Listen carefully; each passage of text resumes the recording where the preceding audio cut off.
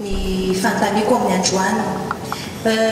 Voalohany aloha mahakasika ny Covid-19 satria tena ao anatin'ny Covid-19 tanteraka tsika amin'izao fotoana izao ary raha ny tarehimarika dia tsy mitsahatra miakatra zaka tao anatin'ny herinandro maromaro izao. Voalohany hoe efa hatrany ny farany taona tany no PDB no mivohy hoe confinement, tsy confinement. Raha ny resaka sosialy aloha mampanao gazety manokana fahitako eny amin'ny lafiny sosialy hita hoe tsy hozaka ny tokantrano malagasy ny isiana hoe fiboahana.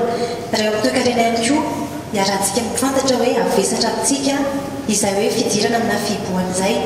Raha tsy hiroso amin'izay ary ny fitondram-panjakana malagasy miankina amin'ny zava-misy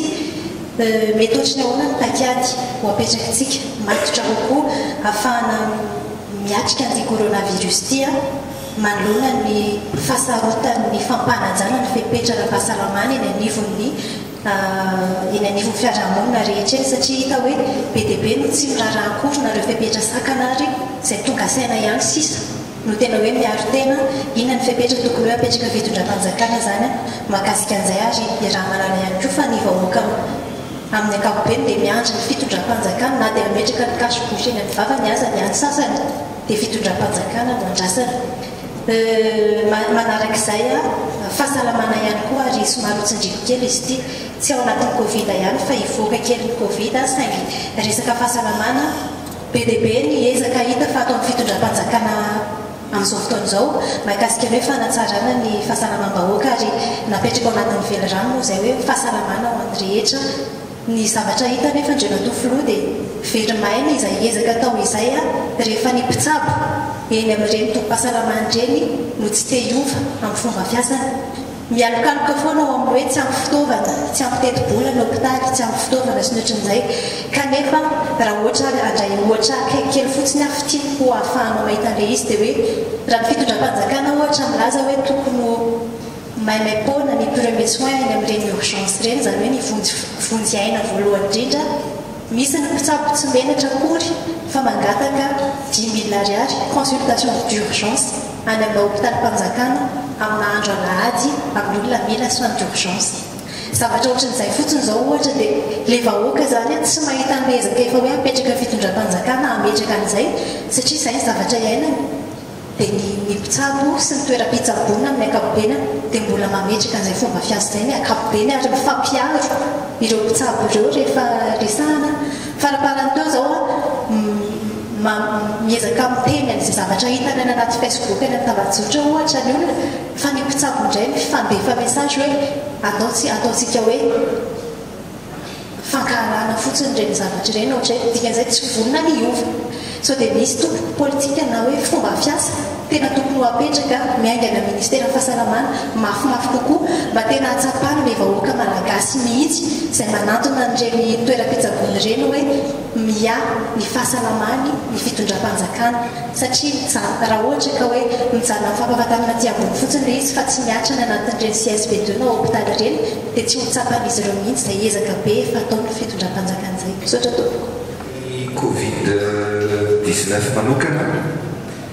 dia tsapantsika fa ankehitriny ny firenena rehetra ny firenena lehibe indrindra rehefa miditra amin'ny 5e vague ary ny taux de contamination dia mitombo raha ohatra ny Frantsa fotsiny aloha no resahana misy fotoana rehefa plus de 200 000 cas ao anatin'ny ray andro. Ny zavatra mitranga aloha eto Madagasikara dia nandeha aingana be mihitsy ity contamination tamin'ity amin'izao ianantsika izao satria tena PDB ny olona tratra sy voan'ny Covid nanomboka tamin'ny tapatapaka ny volana Desambra teo parapatonga ny farany volana Desambra. Ny zavatra tsapa fotsiny nefa dia izao isaorantsika n'Andriamanitra lehibe fa raha oharina tamin'ny 2e vague dia ny olona izay tratra tamin'ny 2e vague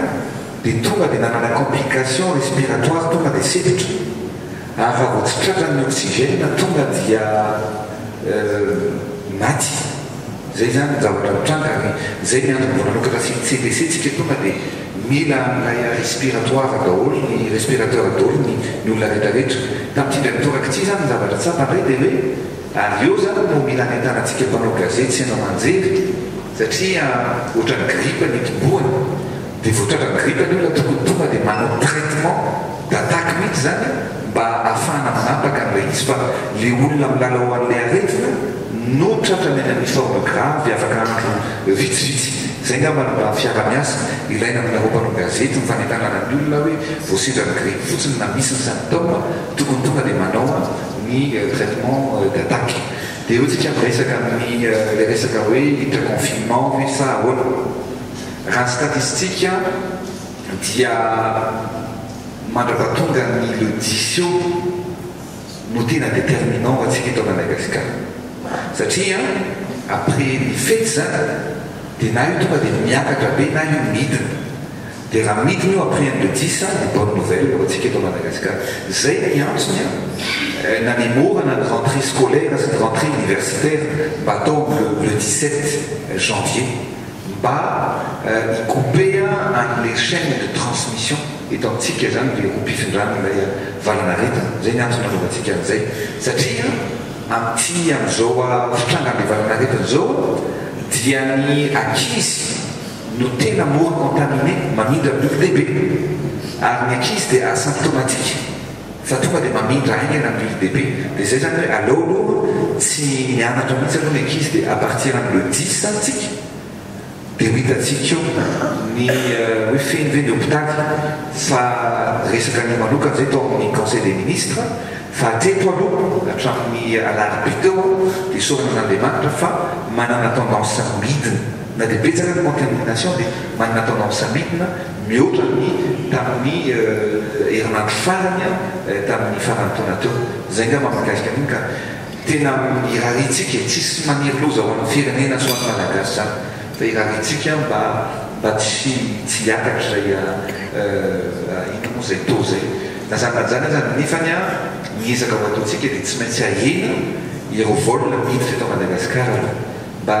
zay tsy maintsy atao zay ahena nisan'ireo